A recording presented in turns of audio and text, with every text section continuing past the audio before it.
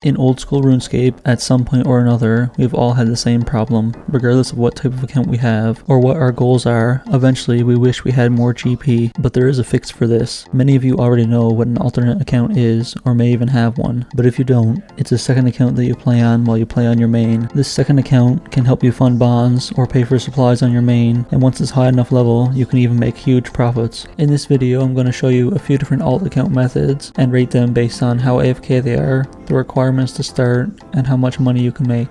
Subscribe to Mlux and like the video for more RuneScape content. Starting off with a fishing alt account. A fishing alt can take a while to set up because of the slow XP rates, but there are a few good options to choose from, and some of them are extremely AFK, and you also never have to worry about dying if you step away from your computer. First up is fishing anglerfish. It requires 82 fishing and 100% Piscarilius favor to start. With the money per hour with this method, you can expect between 95k and 190k. Next up is fishing minnows. The requirements for these are 82 fishing and the full angler outfit. You can expect to get between 216k and 360k here. The next method is fishing sacred eels. The requirements are a little bit higher for these, needing 87 fishing and also 72 cooking, plus the regicide quest. With this method, you can expect to get between 100k and 300k.